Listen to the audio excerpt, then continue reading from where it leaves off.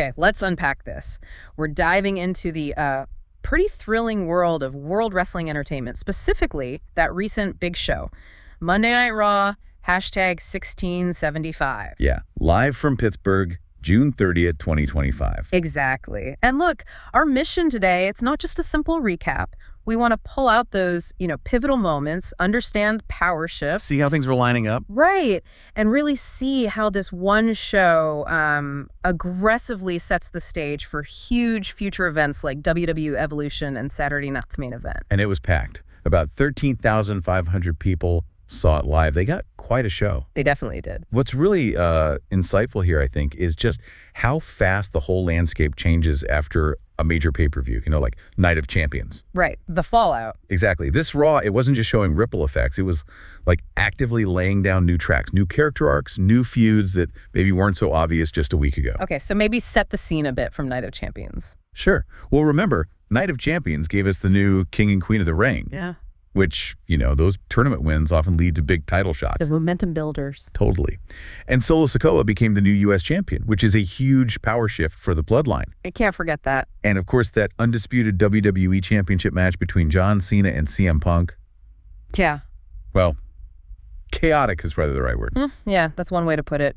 Okay, so turning to Raw itself, what immediately grabbed me, and I bet a lot of you listening, was how the show kicked off. Rhea Ripley. Rhea Ripley, huge ovation, comes out, declares it Monday Night Mammy, and straight away she's setting her sights on WWE Evolution, wants to put Raquel Rodriguez and, interestingly, the Judgment Day behind her. That's a big statement, right? It is. It feels like she's drawing a line, setting her own agenda for Evolution. Very much, I'm in charge of my story now. It makes you ask, what does that really mean when a top star like Ripley talks about reordering priorities? Is it like genuine character growth? Is she strategically distancing herself from the group?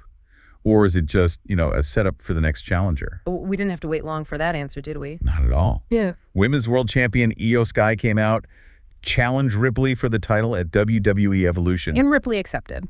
Just like that. Accepted readily. Right. Which signals more than just a title match, I think. It feels like a deliberate move to elevate that women's main event scene. Yeah, beyond just multi-person matches. Exactly.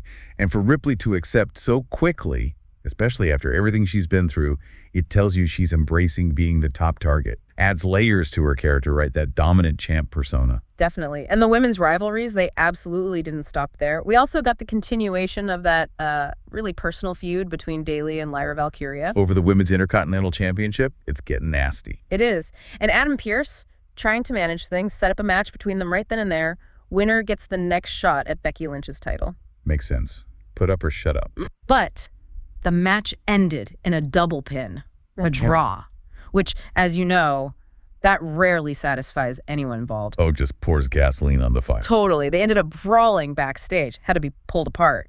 So with that kind of chaos, what's your take? Pierce letting it end in a draw, good for the feud, or just kicking the can down the road? Well, look, it definitely prolongs a feud, which can build great anticipation, right? Yeah. But it also means neither one gets that clean momentum boost. It's true. And meanwhile, if you connect it to the bigger picture, you've got Finn Balor. From the Judgment Day. Right. Actively shaming the women's tag team division. He suggests Raquel Rodriguez find a new partner, Roxanne Perez. Interesting choice. Yeah. And prove their worth at WWE Evolution against teams from SmackDown and NXT. It shows that strategic thinking, using the tag titles to kind of expand the Judgment Day's influence. And they didn't waste time making it official, did they? Nope. Judgment Day held a vote. Unanimous. Roxanne Perez is in the faction.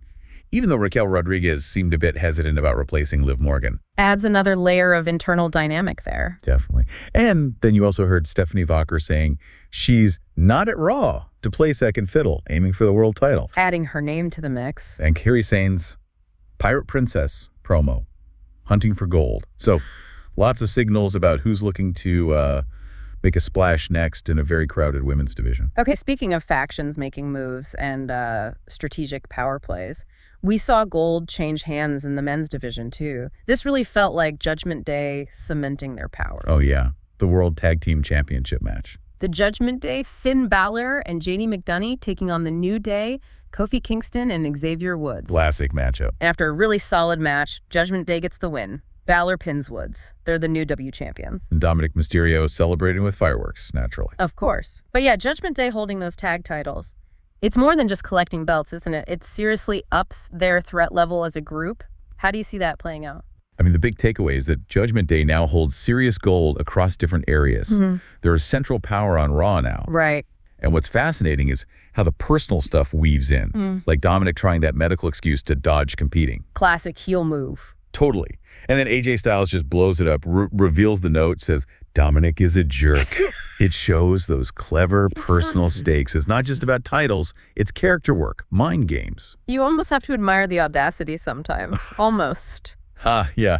Okay, so from tag gold, let's shift to maybe the most volatile scene right now, the World Heavyweight Championship. Oh man, it got crowded fast. Yeah. This past Raw, Gunther the champ starts it off with this absolutely blistering promo, just tearing into Goldberg. Yeah, that really told you where Gunther's head is at going into Saturday night's main event, didn't it? Absolutely. What did you take from that? Well, it just cemented that biggest bully persona, didn't it? Yeah. Supremely confident, almost arrogant, believes he can just dismantle anyone, even a legend like Goldberg. Calling him, what, a 59-year-old seeking one last success? Brutal. It's a very specific, aggressive character choice. No kidding. But that confidence, it got tested immediately. Didn't it just? Seth freaking Rollins. Yeah. And he's got Paul Heyman with him now. That was a surprise pairing. Rollins comes out, basically celebrates stopping CM Punk from winning the title, and then reminds Gunther, hey, I've got this Money in the Bank briefcase. Which means he's a threat anytime, anywhere. Exactly. A threat to both major titles, he points out. So Rollins suddenly appearing and now aligned with Heyman. How does that shake things up for Gunther? It's huge. Yeah. Because Rollins isn't just like waiting around. He's actively trying to destabilize things. And having Heyman there, that signals a major strategic play is coming. Heyman's presence alone means something big is cooking. You know it. And then, Right. I mean, just when you think the tension can't get any higher, Boom. CM Punk. CM Punk explodes onto the scene, goes right after Rollins. Immediately. No messing around. And the brawl just spills everywhere into the crowd. Utter chaos. And then completely out of left field. LA Knight, yeah. He jumps into the mix, starts duking it out with Rollins too. It's just pure bedlam. Leading right to the match announcement. LA Knight versus Seth freaking Rollins at Saturday night's main event. So this whole rapid fire sequence, what does it tell us about the world heavyweight title picture and all these guys tangled up together? Well, it raises the big question, doesn't it? You've got Rollins, Punk, LA Knight, all circling, all wanting a piece, potentially gunning for Gunther. The whole main event scene is just incredibly volatile. Yeah. And that backstage confrontation later between Punk and Knight arguing over who gets Rollins next, that perfectly sums it up. It's not just about the title itself. It's about who gets the momentum, who can maneuver into that top spot. Everyone wants a piece of the pie. Leading to some really intense, unexpected collisions, building long-term stuff here. Absolutely. You feel like anything could happen next week. Okay, so beyond those main title pictures, Raw also did some good work building out other stories, other characters. Yeah, they didn't just focus on the belts. Like, the Chad Gable injury story took a weird turn. We know he got injured by Penta last week, had surgery. His group, American Made, seems kind of lost. Gable told him to listen to Ivy Nile, right? Yeah, listen to Ivy Nile for guidance. But then the confusing part, El Grande Americano, Gable's alter ego, shows up later, despite Gable being publicly injured. Yeah, what was that about? What do you make of that, strategically, narratively? That's classic wrestling, isn't it? The El Grande Americano thing. Maybe it's a sign of a new character direction for Gable. Or just a clever way to keep him, or at least the idea of him, on TV while he's out. Builds mystery for his return. Keeps you guessing. Keeps people talking, for sure. We also saw Rusev beat Sheamus in a singles match. Yep, Rusev won with a Machika kick. Solid win for him. Keeps him strong. And they announced that Battle Royal at WWE Evolution, winner gets a title match at Clash in Paris's. So raising the stakes there, too. Definitely adding opportunities. But you know what really stood out for me in these other segments? Showing that danger can just pop up anywhere. What was that? That sudden attack by Karrion Kross on Sami Zayn backstage with a steel pipe. Yeah, unprovoked. Totally unprovoked. That instantly creates a new personal grudge. That's the kind of thing that leads to big matches down the road. Good point. And then the main event itself. Right, the tag match. Braun Breaker and Bronson Reed with Heyman in their corner. Against Sami Zayn and Penta. And Breaker and Reed get the win.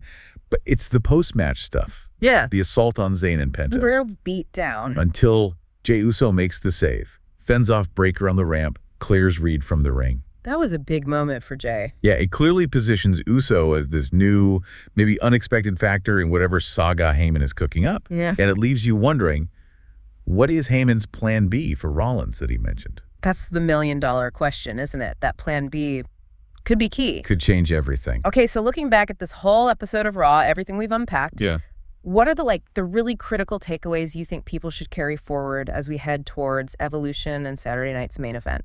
Well, I think the big things are, we saw a major title change, Judgment Day, grabbing the tag team belts, really consolidating power. Huge moment for them. Yeah.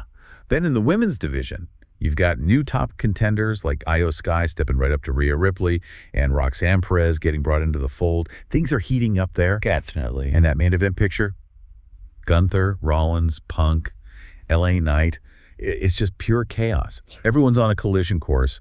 This deep dive really shows how tangled all these stories are becoming, right? Moving super fast from Night of Champions towards these next big shows. It feels like every week ups the ante. It really does. And if you connect all that to the bigger picture, it's obvious alliances are shaky. Every win just paints a bigger target on your back, creates new enemies. True. So maybe the question to leave everyone with is this. Yeah.